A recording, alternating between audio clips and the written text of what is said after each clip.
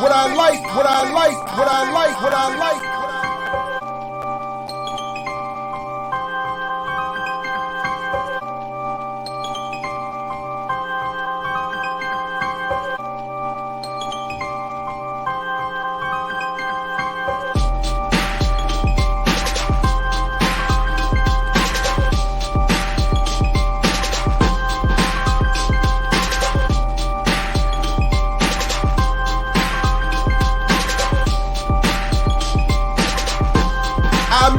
What I like, what I like, what I like, what I like.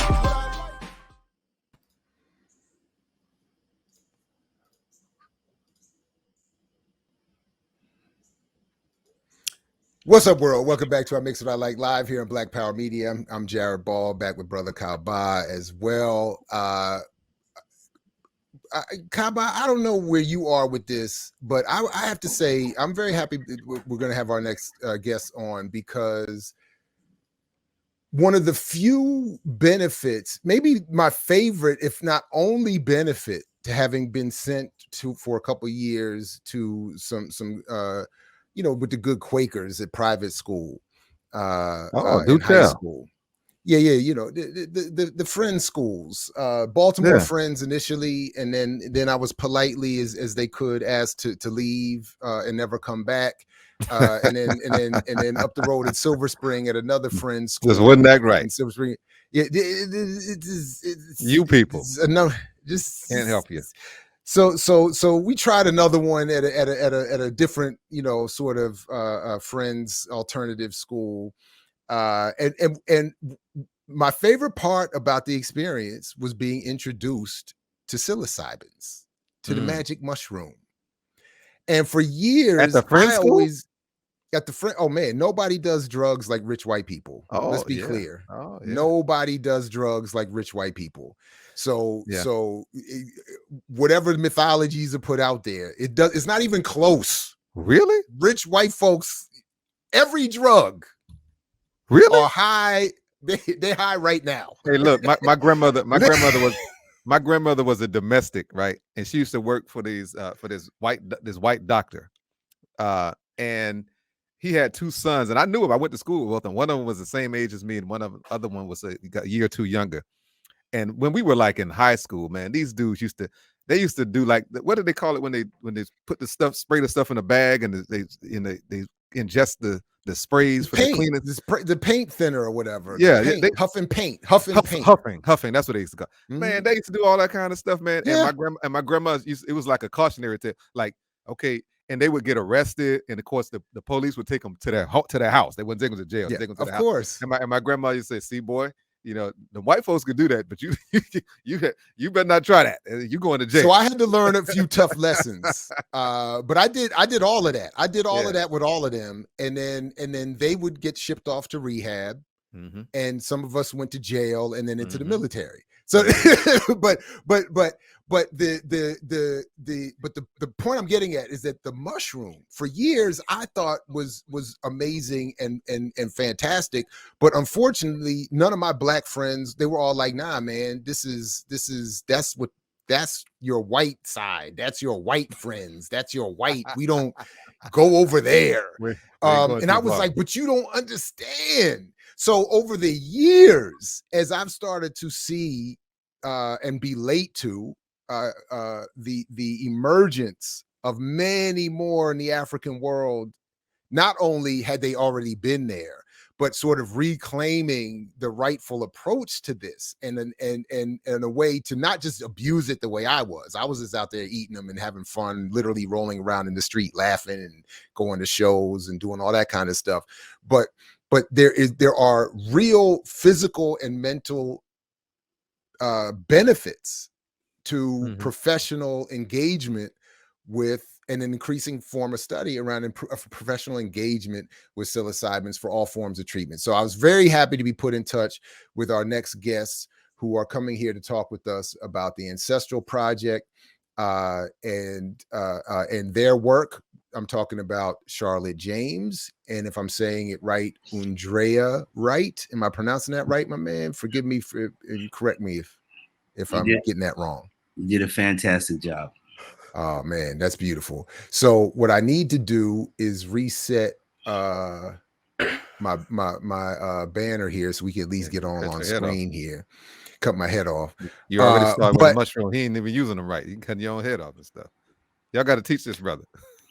So I want to get so the Ancestral Project, just very quickly, and we'll put the link so that everybody can get the full everything, and including these very extensive of bios. But Charlotte has been a harm reductionist and psychedelic explorer for over 10 years, but her path through this work has certainly not been linear. After leaving harm reduction years ago because of rapid burnout, she is returning to this work with a new energy, thanks to the power of healing with the sacred earth medicines. Undrea has been working to heal himself with sacred medicines for over 11 years. He is a cannabis entrepreneur that was instrumental in the decriminalization and medical bill passed in Maryland. Thank you very much, dear brother, for that work.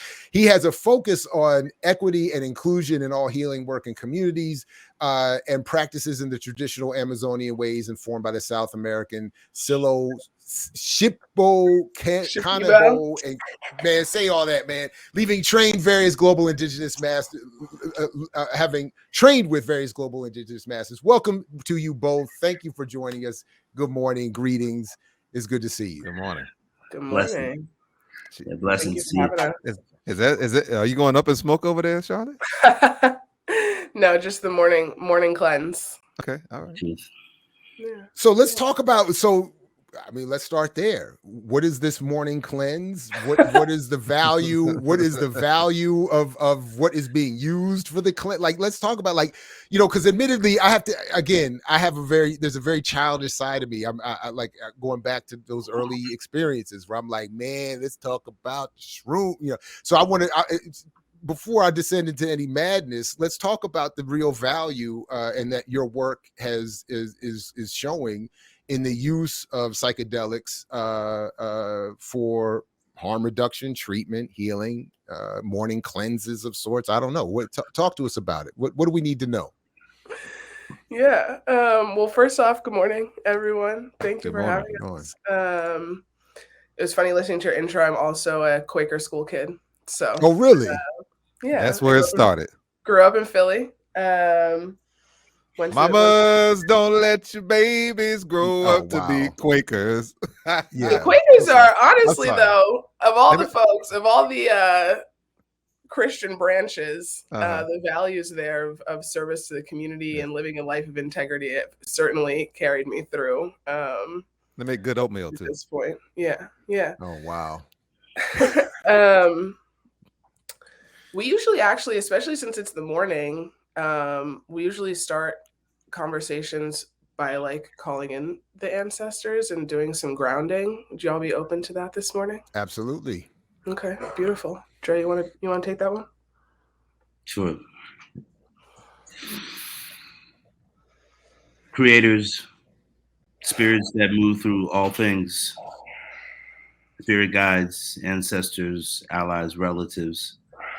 It is us, and we are one vibration, one heartbeat. And we thank you for the breath of life that has been breathed in all things, all of creation, and ourselves. Spirit keepers from the east, be with us and provide us with vision and clarity, so that as we walk along this path, we do so with gentleness and respect for ourselves and for all of our relatives. Spirit keepers from the south, be with us.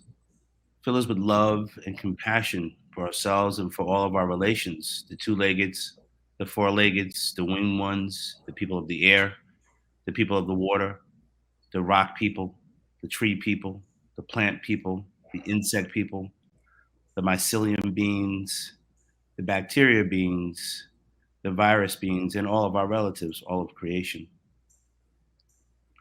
Spirit keepers from the west, be with us. And as the wind blows forth, let it bring forth healing and balance to our bodies, our minds, our spirits, community, and environment into one heartbeat, one vibration. Spirit keepers from the north, be with us. And fill us with wisdom so that we can make wise choices. And as we transition from this world to the next, let us do so peacefully and without regrets, always honoring the 21 generations that precede us in all of the vibrations that we are responsible for creating in this space. Pachamama, so beautiful and radiant, we honor you with deep reverence and respect.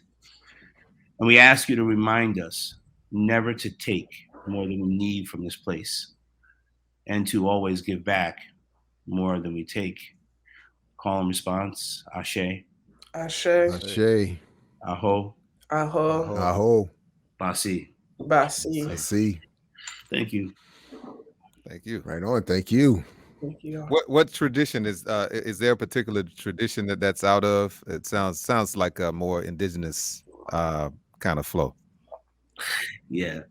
So all of our teachings come from hunter-gatherer tradition. So we're all indigenous to this place. But you know, what I would say is these are traditions that have not been syncretized with Christianity or any other Abrahamic traditions. Like what, you know, all hunter-gatherers had an animist tradition. We were connected to the land. We had a respect for everything. And we also were very thoughtful in our approach to life until we became colonized to think of ourselves as individuals. So this prayer, the four directions are in honor or something that all traditions, but the Lakota Nation, this is what North American tradition. The idea about really connecting and being respectful to the land and to ourselves, and considering the 21 generations that precede us is kind of a Dogon perspective. In the North America, we out of West Africa, Dogon of West Africa, right? Senegal, right? Exactly. Yeah, and then you know the traditions of Shipibo, Quechua is the traditions that we practice. Of course, Lakota, and we also were informed by the Aka Baka and Butu as well. So yeah. And I can talk a little bit about just what the Ancestor Project is and the work that we're doing. So the Ancestor Project is a Black-led platform for psychedelic education, ceremony, and integration. So we take this three-tiered approach to really ensure that folks are able to approach this medicine and their healing path with reverence and respect. So we start with a lot of online courses. We'll also be transitioning into more training in the coming year. And then we work with some legal medicines here in Baltimore City and provide ceremony for folks. And then integration, which is really this key piece in how you're able to work with these medicines to move yourself through a decolonization process so that you're able to find your deeper purpose and contribute to our collective liberation. So this is really the crux of our mission, is looking to ancestral practice as a form of harm reduction. We see a lot folks in this space now. You touched on a lot of these things, right? My grandmother was also domestic, so that thread came in for me. She came from Jamaica, and you know, our elder generations are frequently extremely conservative because of the deep consequences that they and we experience for exploring these mind expanding journeys and opportunities. And so we see a lot of young folks leading each other and ultimately causing harm, not only to themselves, but also to the traditional lineages that these medicines come from. And so we really wanted to sort of shift that narrative and bring it back into a space of, yes, it's exciting that there's this research happening, there's advocacy happening to shift the laws around these medicines, but frequently, like 9 times out of 10, the message and the narrative does not include Indigenous voice and does not include all of the research that our ancestors have been doing for the last millennia with these medicines and how to work with them safely. to come back into right relationship with ourselves and our community and our earth, our home. So that's really where the motivation and the inspiration came for us to come together and build out this platform. Truth. Yeah, you talk a lot of well you've mentioned healing, and you mentioned the ancestors, and then you're talking about the sacred medicines of the earth and so forth. But we live in a culture now where everything's kind of like compartmentalized, and so when you start talking about healing, you're talking about physical healing, you're talking about spiritual healing as well, or emotional healing, mental, and all of that. But here in this culture, that those things are kind of like compartmentalized. You do your healing over there, you do other things over here. So talk about that integration a little more, and how that actually works in indigenous cultures, because we don't get a lot of that here. So first I want to just we use the word indigenous. I would just say like all humans before we were colonized, right? Mm-hmm. So you're right, in this culture. In this culture of colonization, patriarchy, structural racism, they do try to compartmentalize our thinking, right? And that's where their power lies, and the weakness. We manifest it in weakness, right? Because what we really want to do is not compartmentalize any of that, because there is no separation between the spiritual self, the physical self, right? The mental self, your environment, your community. All of those things have to be in balance in order to live a healthy, loving, thriving, nourishing life, right? So, my advice would be that anything that you have learned from your colonizers, you should be suspicious of. Mm-hmm. Mm-hmm. Yeah. We take frequently you'll hear about folks in the wellness space or the healing industry talk about the triumvirate of body, mind, soul. And what we have observed is that this can be used as a way to spiritually bypass the importance of focusing on community and environment as well. Mm-hmm. That is like, it's really a five pillared, like, holonic approach to viewing yourself as part of a whole, mm-hmm. right? Like coming back to wholeness in yourself. So folks talk frequently, even along this line of compartmentalizing, like parts theory and parts therapy, which is important, right? Thinking about the inner child, the different stages in our life, the shadow self. But the real beauty of working with these medicines is bringing all of those parts back into wholeness, into one authentic being that you can then move through the world as your whole self, and be more capable of breaking down the barriers between understanding of physical, mental, spiritual, communal, and environmental health, because they are all interconnected.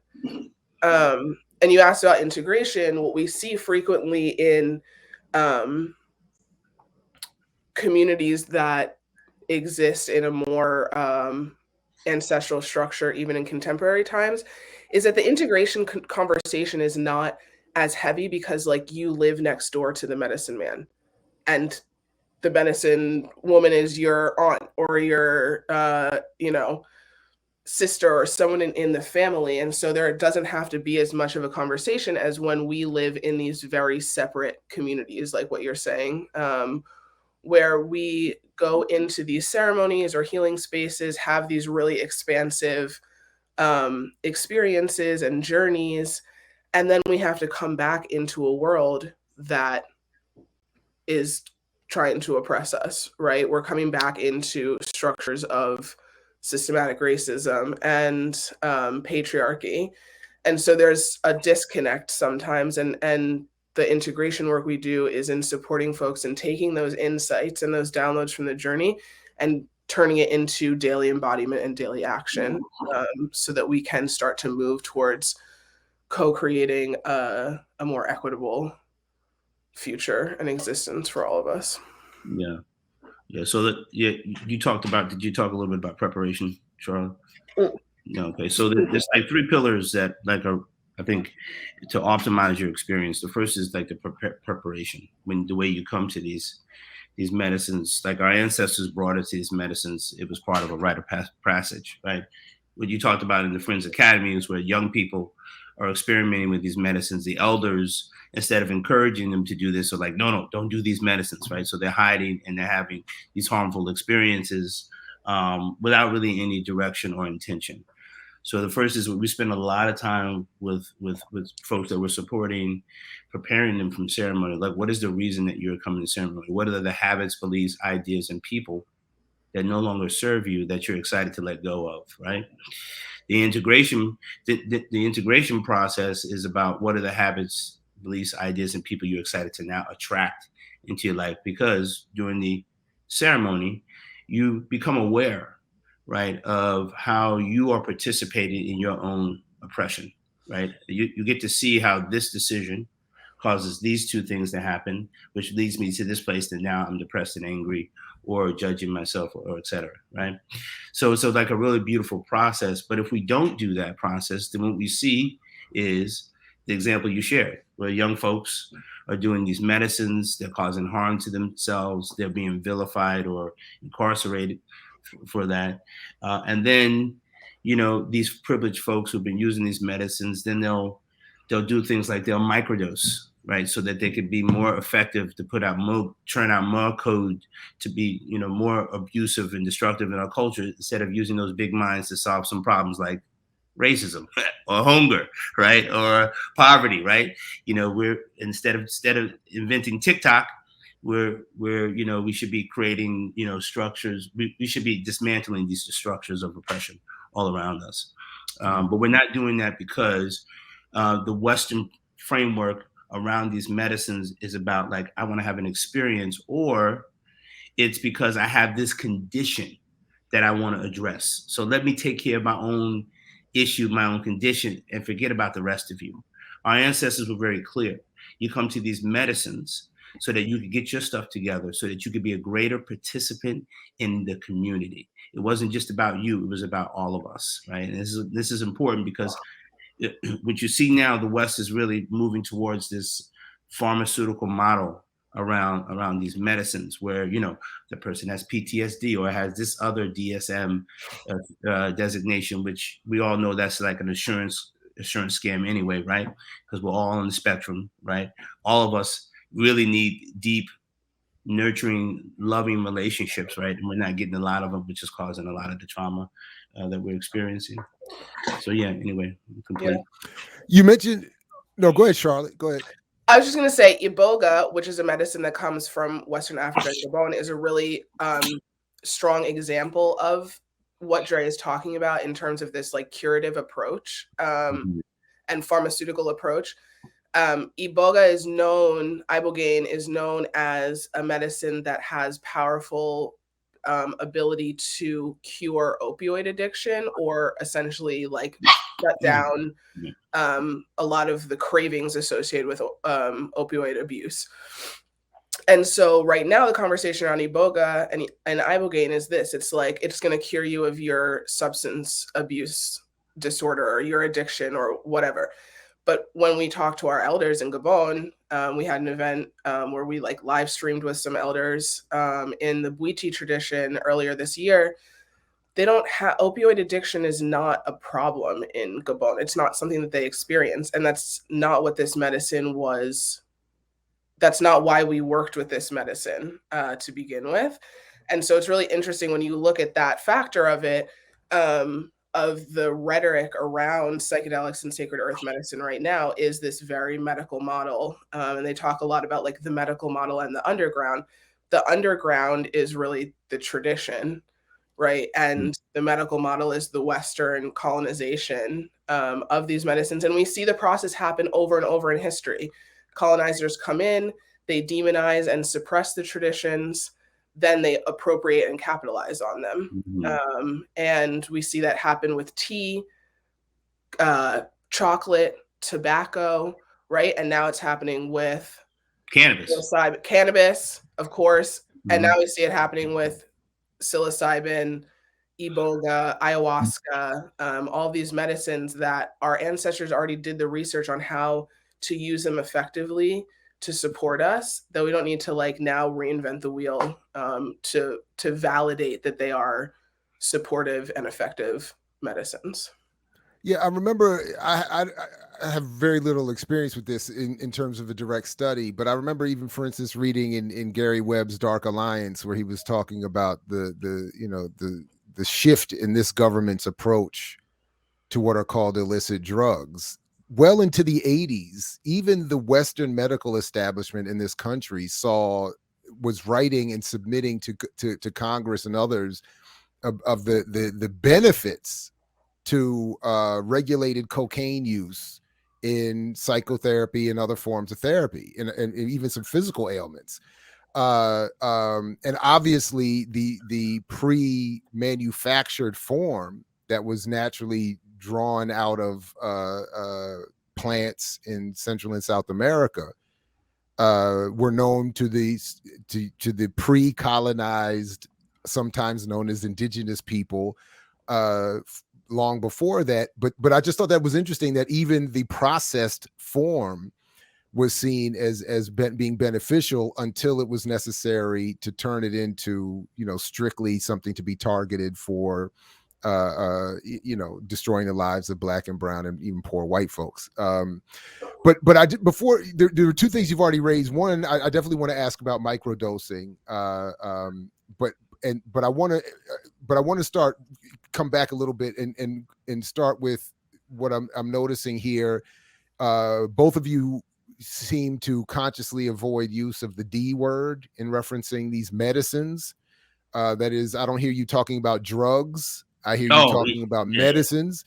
So I'd like you to start with to clarify, the linguistic choice there, and then let's talk about, if we would, specifically how what are dismissed as illicit drugs or psychedelics, or even abused by some of us for non-medicinal or therapeutic purposes, what value they bring, and why you refer to them as medicines and not drugs.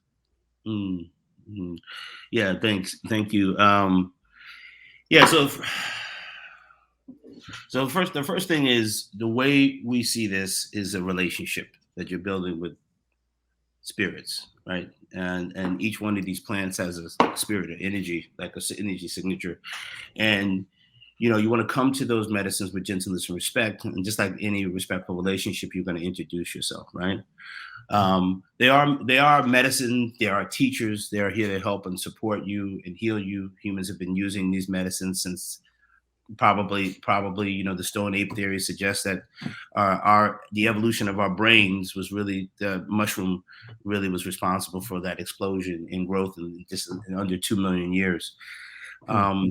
So we see that this is a relationship we have with these medicines, and that drug connotation is a little complicated because first of all, most of the drugs that are Schedule 1 are actually really good for you, right? Cannabis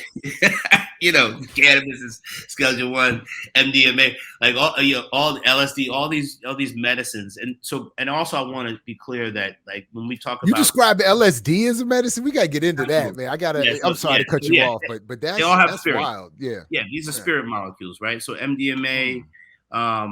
When you mentioned about, like, in the 80s, like, we've known for a long time that MDMA is super beneficial for helping people with things like PTSD or chronic trauma, right? That they're dealing with. Now, what is MDMA?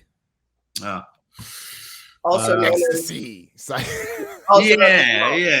I was like, you're gonna try and explain it out, and I was like, we could just say Molly. Yeah, ecstasy without the bad stuff in it, without the additives and the potential. Well, I think, but let me just jump in here real quick, because I think this is connected to Jared's question, and you talked about microdosing, and because anytime you think about processed anything, like the foods that we have, just go into foods, many of them are natural and are fine, except these people, they want to make more profit, so they add all these additives to it, and they're able to increase their volume that way.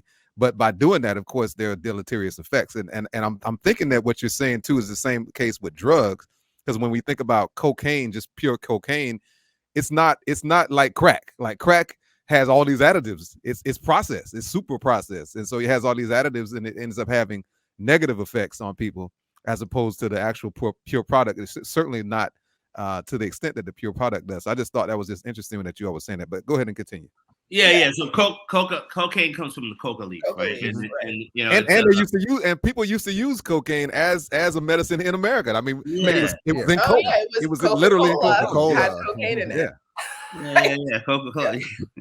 Now that's where the original slogan came from. The pharmacy. That's why they said have a Coke and a smile, because they put cocaine in that joint. That's the original. You could also buy morphine at the pharmacy, and they would give babies. You would put droplets of morphine when kids were teething. Like what's that quote, Dre? That's like, these substances are not illegal because we have a benevolent government that's trying to protect the people. That's right. Oh, for sure. That's not why. It's all about control. Right. It's about control, right? It's because they don't want you taking the blue pill, right? Because you wouldn't do half the stuff that you do. You wouldn't capitulate to this abuse and this oppression if your mind was free. So in 1865, our bodies were free, but our minds have been in prison still today, right? As people of color, we still are constantly in a state of comparing ourselves to white folks and whiteness and what they think about us. We're always trying to march and sing our way into freedom instead of build our own communities and take care of ourselves. But you know, Dre, somebody listening to this is going to maybe think, so are you saying we should have just given our freed ancestors some shrooms and some drops of LSD to free their mind? Like is that what's necessary? We all need to you know, so I mean, tune in and drop out, like Leary was saying on his. Well, they used to say black people on cocaine. Black people on cocaine were crazy, and we became superhuman. They used to actually say stuff like that, you know, way back in the day. Yeah, so I think that there's some truth to this idea that in order for us to really tap into the left side of our brain, the heart side of us, the right side, the heart side of ourselves, the brain, we probably, what we see is that we need to have an extraordinary experience, right? And the medicines that have been really successful in doing that are medicines like the ones we're talking about, ayahuasca, iboga, sacred mushrooms, San Pedro, peyote, LSD, the baby on the block, LSD and MDMA. Also, and even the sacred cannabis, right, are all like really powerful plants in helping us connect. But in Africa, there are about 300 different species of entheogens that medicine people regularly work with. So we're just scratching the surface. Like this idea that human beings, like this is a new thing for us to expand our consciousness. No, it's new for us not to be expanding our consciousness. That happened because individuals were interested in controlling us and controlling our minds, right? So now, what I will say is this: like, I don't believe like we should, put LSD in the water. Right, because that would be traumatic if you're not consensual to like your expansion. That could be really traumatizing for you. But what I will say is that when people have an opportunity and are ready to expand their consciousness and get in touch with the name they chose before their parents were born, I've never seen a time where that has not been extraordinarily beneficial. I mean, what everyone will say that has had this experience is it's a top 5 experience in their life, right? That goes along with the birth of their child, their birth, the lover that they met and connected with, their soulmate. Like this is considered like a top 5 experience. So yeah, I do think there is some truth to this idea that when people are ready and prepared, that this is the key to our collective liberation.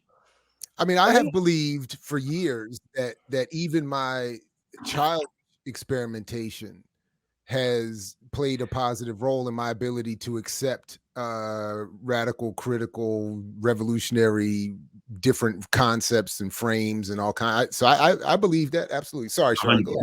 Oh, no worries. Yeah, earlier you said something about like, you know, you categorized your experiences as like an abuse of the medicine, and I really wanted to be like, not at all. Like, my path also started in a recreation. Okay, great. Thank you.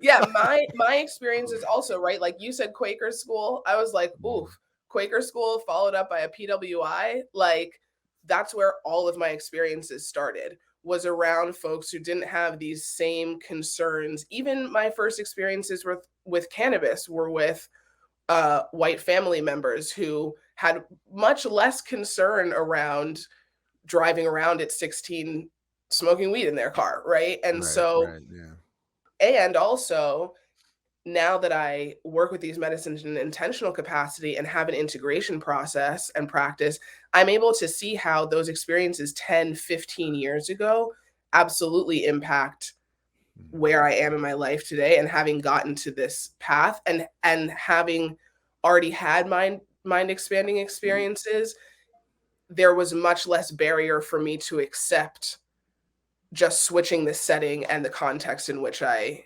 explore that part of myself. So yeah, I don't want us to categorize that like this way, you know, working with the medicine in an intentional way is incredibly powerful. I think you also touched on this fact, like more and more we're talking in the Black and Brown communities about mental health and going to therapy, like how supportive therapy can be. Sitting with not that I need it, but others may need mental health support. Yeah, so I want to really support good. I'm great. I just want to make sure that if others need the help, that they feel comfortable going to get it.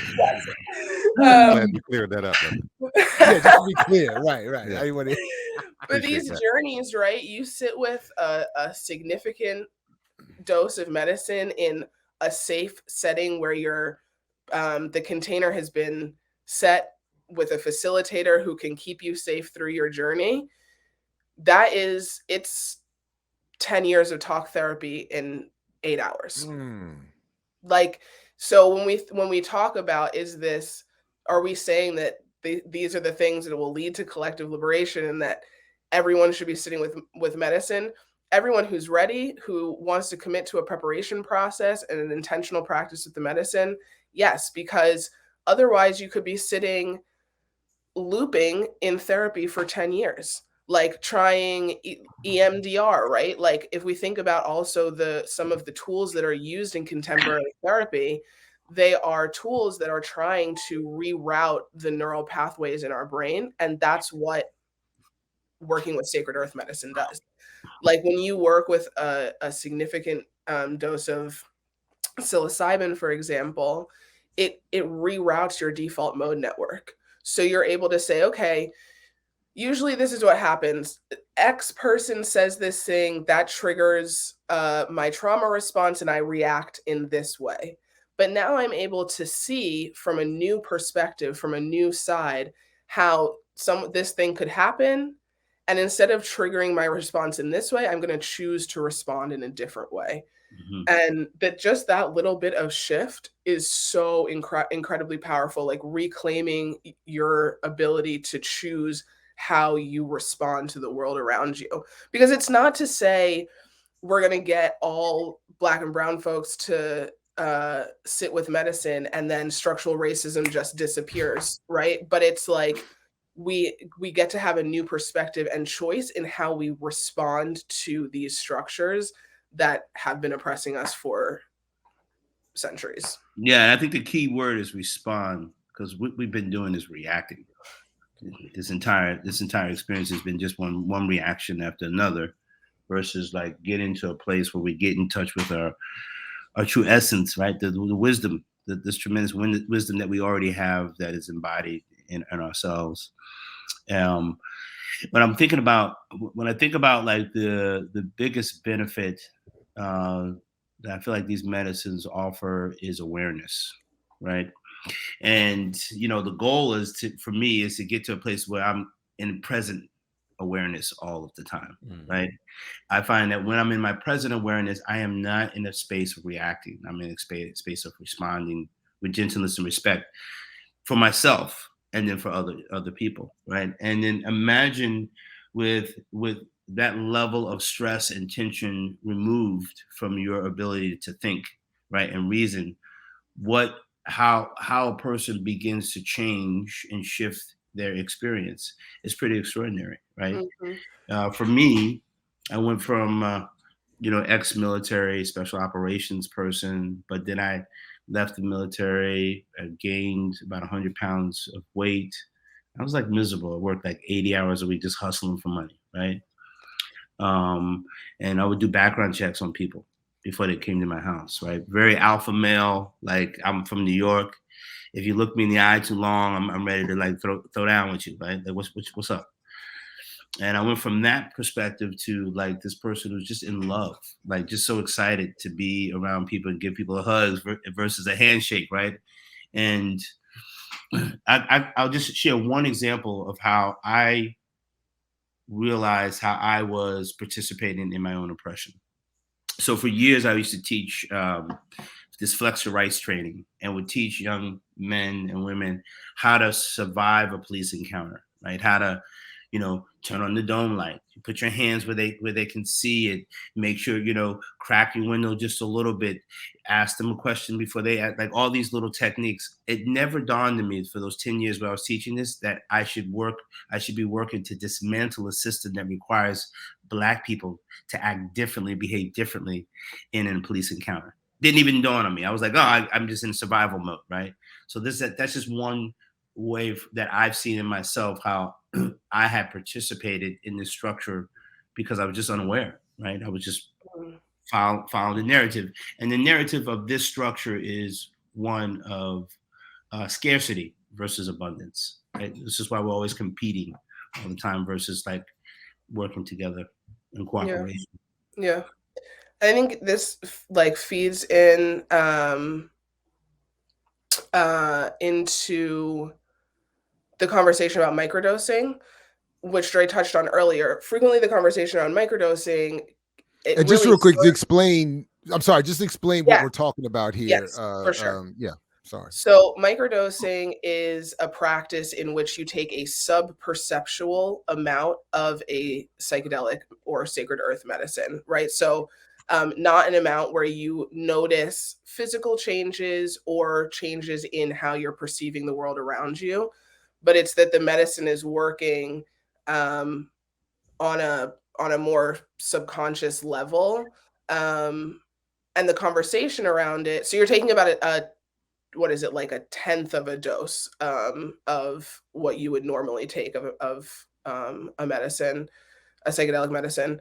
And frequently, or the conversation around that really surged out of Silicon Valley, that these coders were taking small amounts of LSD and it was making them more productive, more efficient. They could work longer hours without eating. They could be at the office for longer, right? Which really, again, is just contributing into these same systems of oppression that come out of white supremacy, patriarchy, capitalism being one of the big results of that. The conversation that we tend to have around microdosing is how you can work with that practice to dismantle your own oppression. And it's not about what you are able to feel, it's what you start to not feel anymore. The constant stress, the constant anxiety, depression, and having some alleviation in that, so you get like a little bit of space to start making these different choices and to switch how you're responding to life around you.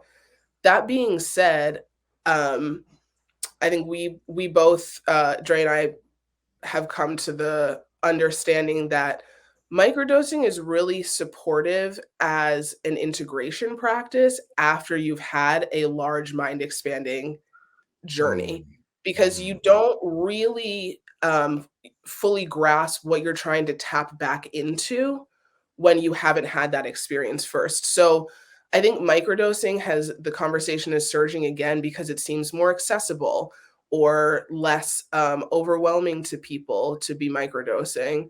And I completely can understand that.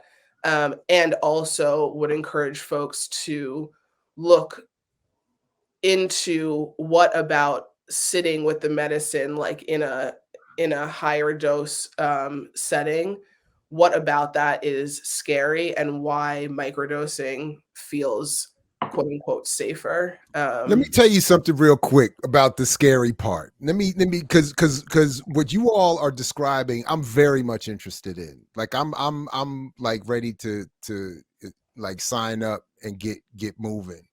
Down.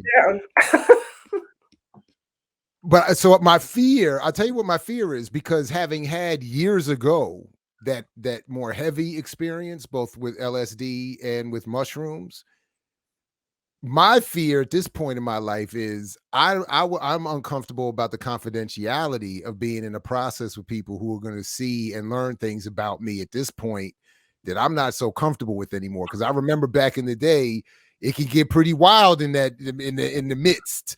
And so talk to us about that, because I can't be the only one that would feel that way. No. So I think you are. I think you are, Jared. I think you're the only one. I'm the only one that's worried about that. He's the only human with a fear of judgment. The only one. Right. No. The only one. I know that like I'm else. that special. Like I'm really like I'm tapping into things no one else experiences clearly. Yeah. But so someone else who's thinking, man, this sounds interesting, but I don't know, man, because like it can get, especially if you've been through it, some level of it before, I mean, it can get very revealing about what you're going through and what you think. And anyway, so. Yeah. So thank you for sharing that. I really appreciate that share, because, vulnerability and transparency is what this path is about. Shamanism is about really providing safe spaces for people to express themselves. There is no judgment, right? In a group ceremony, what you notice is that you are as vulnerable as you're ever going to be, and you're surrounded by other individuals who are having that same experience, right? And so what you do is you actually fall deeply in love with each other and yourselves, right? During that experience, during an expansive experience, if you're lucky to have that near that death and rebirth experience, you get to this place where you embody love for yourself first, right? And then that love begins to overflow for the rest of us. So it is probably the safest place to be in terms of expressing yourself. And believe me, whatever your story is, everyone else has got one too. And they're judging themselves and feel like their story is the worst. It is really not, right? It's just like, it's all beautiful. Like this human thing is complicated. It's kind of messy. We've evolved at a super fast rate, compared to other species. One time we were like naked and afraid and being eaten by half of the things out there. Now we're apex predators. Right. Now we're the apex destroy the whole planet. Right? We've got to destroy the natural environment. Yeah. I mean, so we're still adjusting, we're still adjusting. Right? And I think also, part of our commitment to supporting folks in a preparation process is also about building connections so that you feel safe to and understand how non-judgmental this space is for you. So we spend, we have folks take themselves through a pretty extensive intake form and process. And then we sit with everyone who comes to participate in ceremony with us for at least an hour to talk about their intentions and, maybe their fears or their worries, and to just talk through the ceremonial process to ensure that they feel held and safe. And then we're there to support an integration as well. So it's really not about like you going at it alone. It is about you working with the medicine to find your inner healer.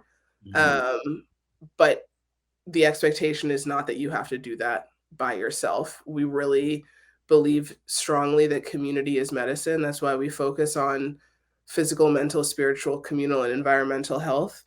And we also provide spaces, like every Sunday we have a free integration circle that's only for BIPOC folks who are working with the medicine, who have had experiences, to just come and talk with each other and share and learn and ask questions and gain insight on their journeys, and know that that we're not alone, both in our experiences of life and our experiences of moving through some of that. Yeah, it's extraordinarily therapeutic. And what's interesting is, like, we've been in these spaces before, integration circles with predominantly white folks, and the experience is so different. Like with them, it's like, did you guys come in? Oh my God, aliens and blah blah blah, like, all that type of stuff. Like, they get caught in this experience.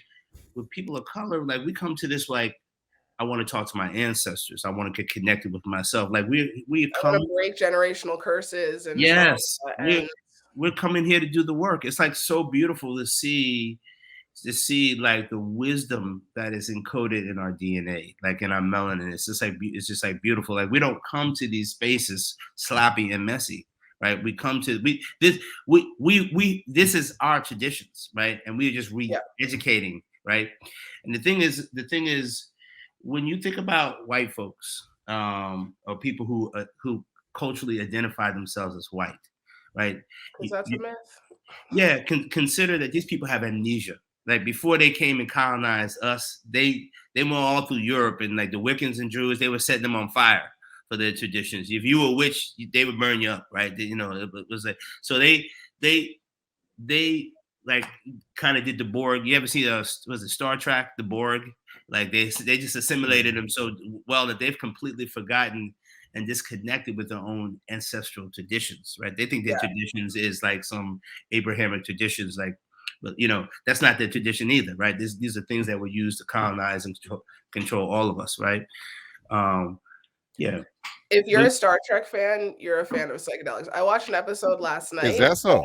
I watched an episode last night, and I was like, this is a 5-MeO DMT journey. Like, literally, this entire race of people. There's a lot of programming like that, including dog TV. And I reached out to them and let them know, I know what you all are doing. That's not for dogs. I know what you put this together for. My dog is not the one enjoying this. Is not yeah. I know what you put that together for. These cats are slick, pun intended. But listen, you can't do it. Yeah. Oh, yeah. That I can't. Yeah. I wasn't a Star Trek fan. Only Trekkies can do that. Only Trekkies can do that. I'm a Trekkie though. There you go. Live long and prosper. Live long and prosper. Well, listen, Charlotte, Dre, I really appreciate you. Shout out to my man, the 00 African, that don't ever want to be given credit or known for doing what he's doing in the background and putting this together. Be seen. He's God. 00 Africans. He's just that's right. He's an Abrahamic God. That's right. He's an omniscient, unseen being. That's what he is.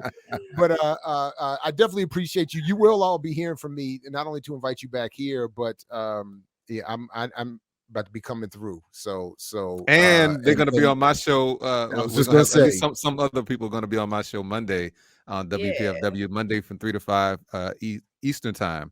But at 3 o'clock. We're in pledge drive, so we got to do that. But we're going to have them on as well. So looking forward to that on Monday. And that's WPFWFM.org. Just if you need to catch that online as well. But thanks greatly to you both, Brother Kaba. I appreciate you as well. To everybody out in the chat and the community, I appreciate everybody. Thank you all very much. Forgive the abrupt hard out, but Cat's got work to do, so it is what it is. So we'll catch you next time. He's about to get his first session. He's about to go get his first session already. That's what it is. He's trying to get up out of here and get started. Collective liberation, y'all. Yes, indeed. Peace in our lifetime. Now, let's do it now. I mix what I like, what I like, what I like, what I like.